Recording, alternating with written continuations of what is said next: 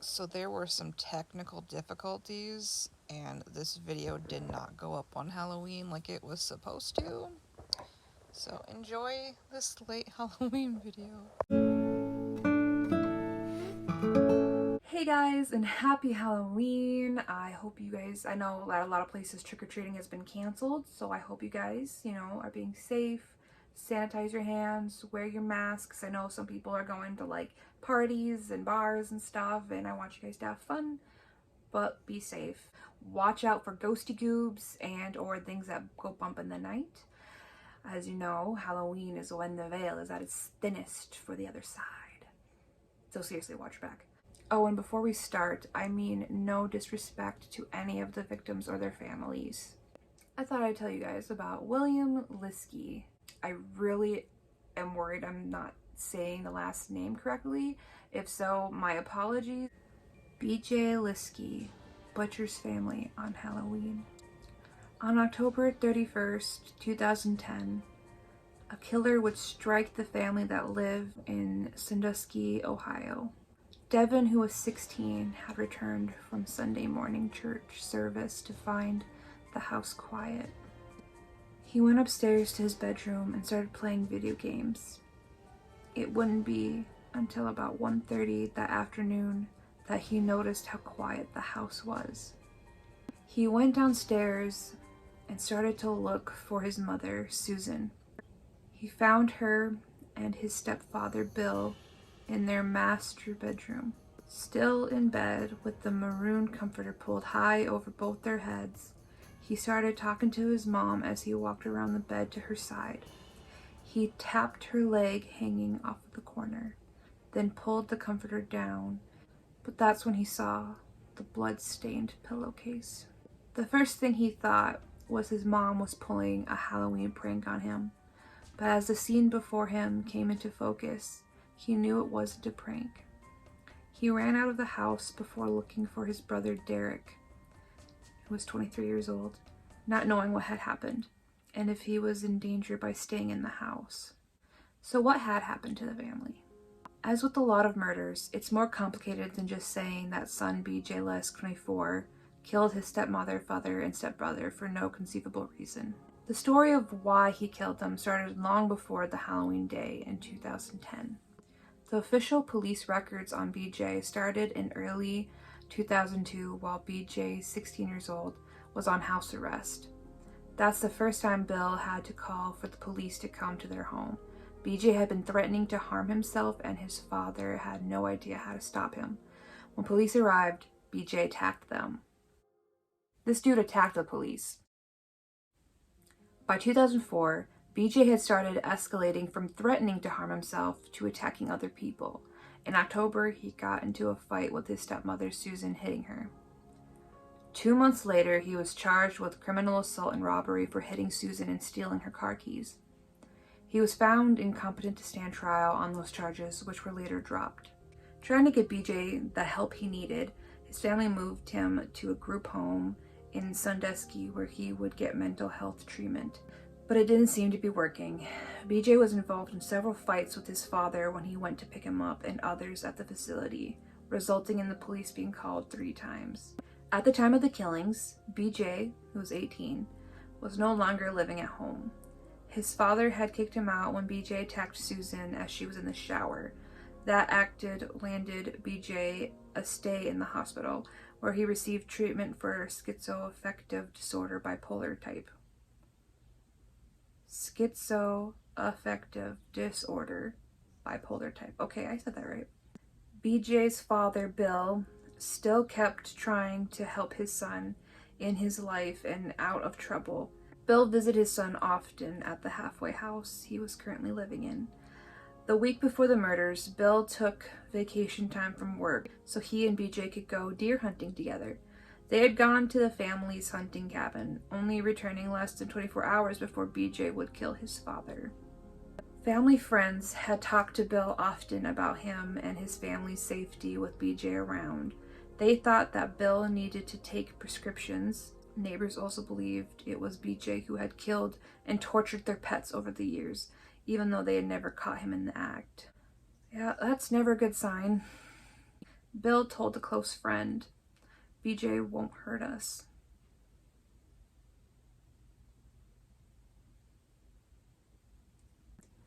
Bill and his son BJ got back Saturday evening from their hunting trip, where they gathered with neighbors and had a few beers.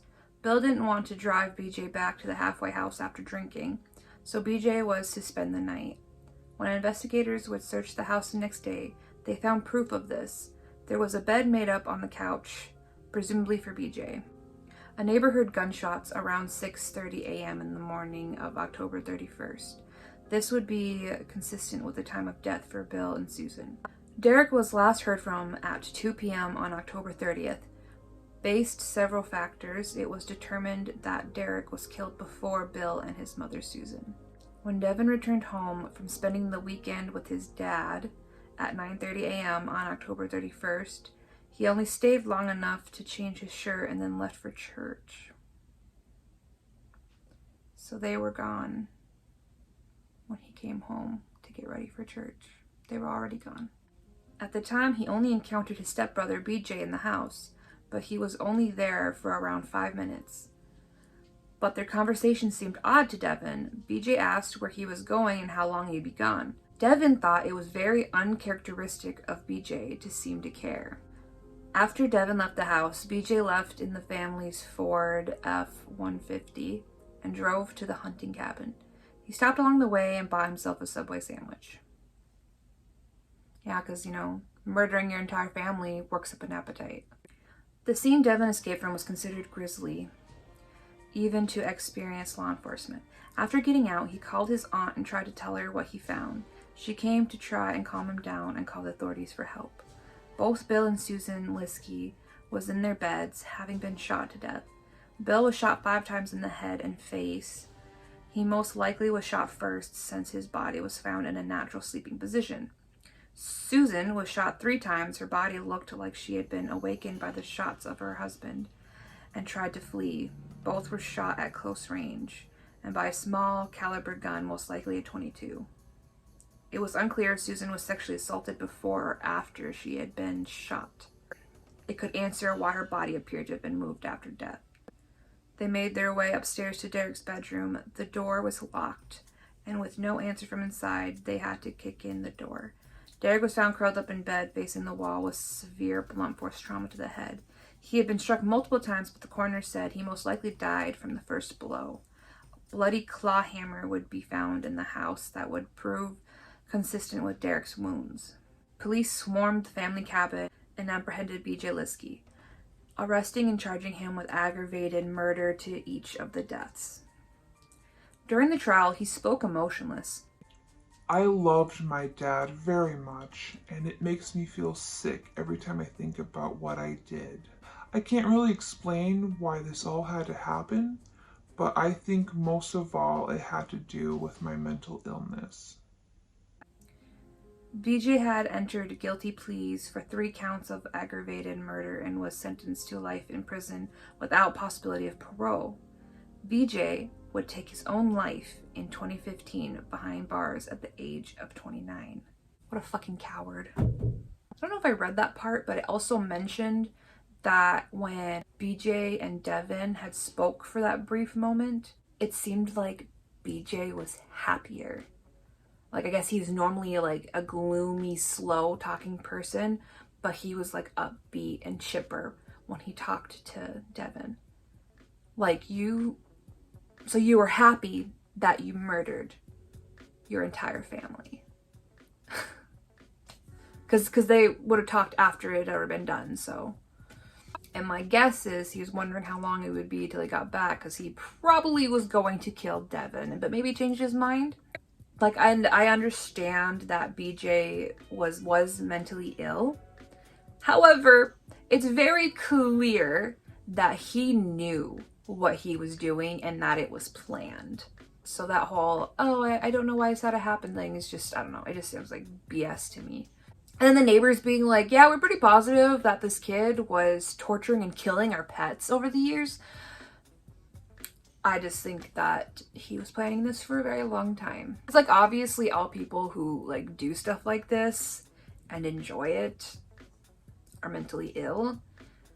However, there is a level of awareness and knowing what they're doing is wrong. So, and oh, that poor kid, Devin. Like, could you imagine finding your family like that and you think it's like a Halloween prank? Like, oh man, that would just be so heartbreaking and traumatic, and my heart goes out to that kiddo. And then the dad, what a good dad, by the way, never giving up on his mentally ill son and like always trying no matter what he did. And like, good on him though, kicking him out for attacking his wife. Like, and even then, you know, he still tried to like help his son. I don't know, that was a really good dad, and that's really fucking sad. This is why I say, you know, be careful, you guys. And my motto is trust no bish, and this is exactly why. A lot of times with stuff like this, it's somebody you know. Like a lot of times when people really hurt other people, it's somebody you know, like a family member or a really close friend. It's so funny. Growing up, they teach you stranger danger, which, yes, stranger danger, because obviously strangers could F you up. But a lot of the time, it's your own family members. So be careful, be safe, be alert, sanitize your hands, and have a happy Halloween. Bye.